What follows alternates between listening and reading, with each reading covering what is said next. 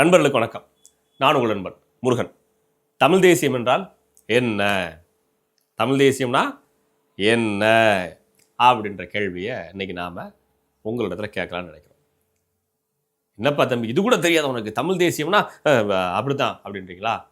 Broker இல்லாமல் வீடு நிலம் வாங்க விற்க குயிக் ப்ராப்பர்ட்டி வாங்க குயிக்காக சேல் பண்ணுங்க. பிளே ஸ்டோர் அண்ட் ஆப் ஸ்டோரில் ஆப் இருக்கு. குயிக்காக டவுன்லோட் பண்ணி உங்களோட ப்ராப்பர்ட்டிஸை சேல் பண்ணுங்க. தமிழ் தேசியம் இப்படித்தான் அப்படின்னு சொல்ல விரும்புகிறீங்களா? ஆனால் பாருங்க, ஒரு கூட்டம் தமிழ் தேசியம் அப்படி கிடையாது, இப்படித்தான் அப்படின்னு வரையறை வைத்திருக்கிறது. அந்த வரையறைக்குள் வைத்துக்கொண்டு அந்த வரையறைக்குள் நீங்கள் நிற்க வேண்டும் அப்படின்னு நாம் தமிழர் கட்சியை கட்டுப்படுத்த விரும்புகிறது. அப்படி என்ன வரையறை வச்சிருக்காங்க, பொல்லாத வரையறை அப்படின்னு நினைக்கிறீங்களா? நீங்க பார்த்துருங்க. அதையும் விடுதலை கருத்தியெல்லாம் இருக்கிற வரைக்கும் தான் அது பேர் தமிழ் தேசியம். இந்தியத்துக்கு இணங்கி மாநில அளவில் அரசியல் பண்ண வந்தாச்சுனாக்கா அது தமிழ் தேசிய அரசியல் அல்ல. தமிழ் தேசிய அரசியல்ங்கிறதுக்கு ஒரே ஒரு இலக்கு தான் இருக்கும். நீ ஒரு தேசிய இனமா? ஆமாம். அப்படின்னா என்ன? இறையாண்மை உள்ள தேசத்தை படைத்துக் கொள்வது உன்னுடைய இலக்கு. அது இருந்தாதான் அது தமிழ் தேசியம். நீங்க டெல்லிக்காரன்கிட்ட நான் விசுவாசமா இருப்பேன் கையெழுத்தெல்லாம் போட்டு கொடுத்துட்டு தமிழ் தேசியம் சொன்ன அதெல்லாம் கிடையாது. நடந்து போறது வரைக்கும் தான் அது பேரு கோழி. எண்ணெய் சட்டிக்கு வந்துட்டேன்னா ஓம் பேரு சிக்கன் 65. அதை நம்ம கொஞ்சம் தெளிவா புரிஞ்சுக்கணும். ஒரு பெரிய எந்திரம் கையா, பல்சக்கரமா இருக்கு. இது இந்தியா. இந்த இந்திய அரசுல மாநிலங்கள்லாம் ஒரு பல்சக்கரம்.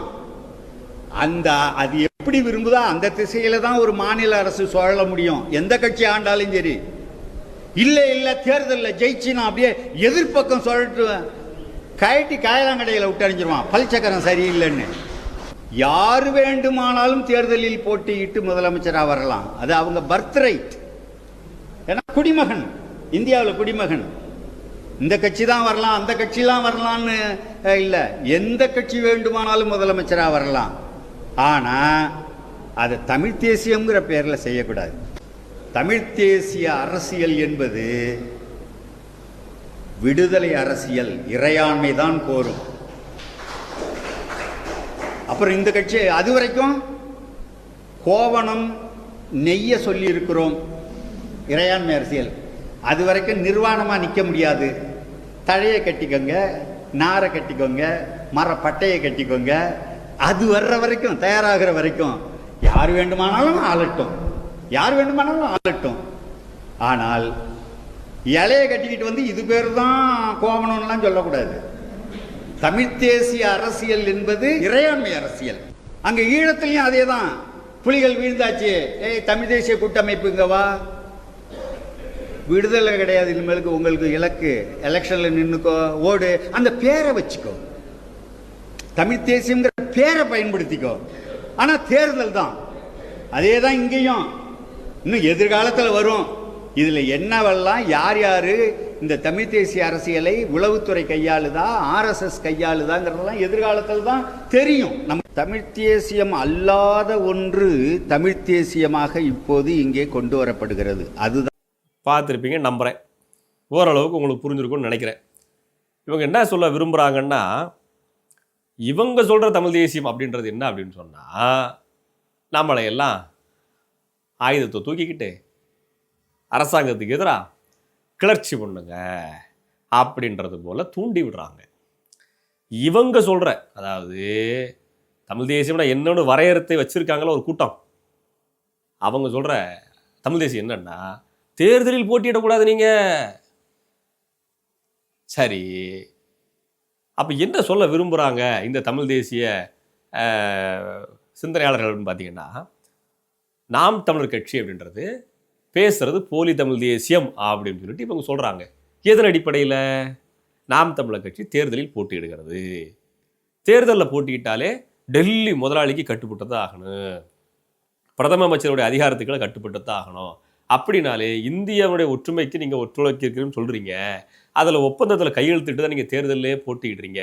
அப்படின்னாலே தமிழ் தேசியம் அதில் நீர்த்து போய்விட்டது அப்படின்னு சொல்கிறாங்க. அப்படின்னா இந்த தமிழ் தேசியம் அப்படி கோட்டுக்குள்ள நிற்க விரும்புகிறேன், நீங்கள் தேர்தல் நிற்கக்கூடாது அப்படின்னு சொல்கிறாங்க. என்னடா இது புது விதமான உருட்டா இருக்கு அப்படின்னு பார்த்தா, நாம் தமிழர் கட்சி இந்த வரையறைக்குள் நில்லுங்கள், இந்த வரையறைக்குள் நின்று இப்படி நின்று தமிழ் தேசியம் பேசுங்கள் அப்படின்னு சொல்கிறவங்க யாருடா அப்படின்னு தேடி கொஞ்சம் பின்னாடியே போனோம்னா கழகத்தின் கண்மணிகளாக இருக்கிறார்கள். திராவிட முன்னேற்ற கழகத்துக்கு வாக்கு சேகரிக்கக்கூடிய எடுப்பு வாய்களாக இருக்கிறார்கள்.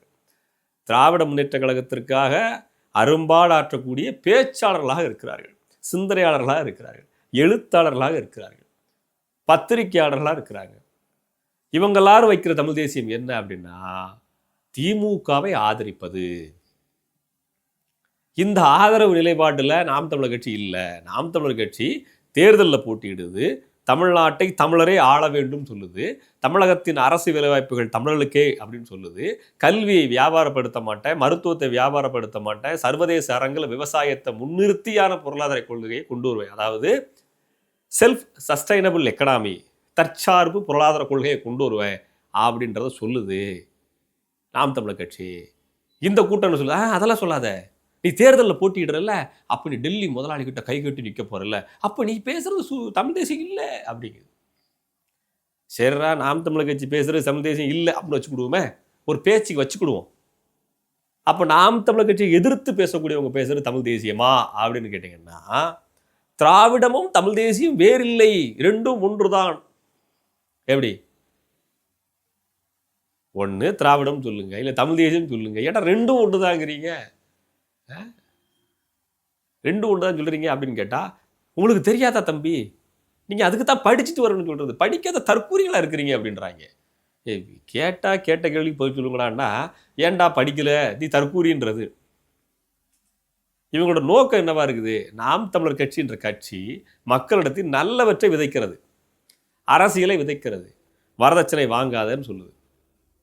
வரதட்சணை வாங்குறவங்க நாம் தமிழர் கட்சியை குற்றவாளி போல பார்க்குறாங்க. உயர் பதவிகள் இருந்துட்டா போலி வழக்குகளையும் போட ஆரம்பிச்சிருந்தாங்க. சரி, நான் யாரையும் குற்றம் சொல்லி சொல்லலை, பொதுவாக சொல்லுது. நாம் தமிழர் கட்சி சொல்லுது புகை பிடிக்காதே, மது பிடிக்காதேன்னு சொல்லுது. மதுவை விற்கிறவன், புகை பிடிக்கிறவன், அதை விற்கக்கூடியவன்லாம் ஐடிசி கம்பெனியில் என் பையன் வந்து அதெல்லாம் எடுக்கலைங்க, எல்லாரும் எழுதி போட்டாங்க, என் பையனுக்கு கிடச்சிது வாய்ப்பு, அது இப்படி அப்படின்னு குற்றம் சொல்கிறாங்க. நான் பொதுவாக தான் சொன்னேன், இவருன்னு சொல்லலை.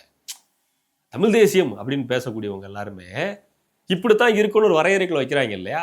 அந்த வரையறைக்குள் வைப்பவர்கள் எல்லாருமே ஒரு கட்டத்திற்கு மேல் திமுகவிற்கு ஆதரவு கொடுப்பவர்களாகவே இருக்கிறார்கள்.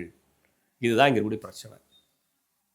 சரி, திமுக ஆதரவு கொடுக்குறவங்க தான் தமிழ் தேசியம்னா, அப்போ திமுக இவங்க சொல்கிற நிலைப்பாட்டோடு கட்சியை கலைத்து விட்டு, தமிழக அரசியல் தேர்தலில் இருந்தே விலகிவிட்டு, இந்திய அரசியல் தேர்தலில் இருந்தே விலகிவிட்டு, நாம் தமிழருக்கு இவங்க சொல்கிற அறிவுரையை திமுக பின்பற்ற வேண்டியதானே?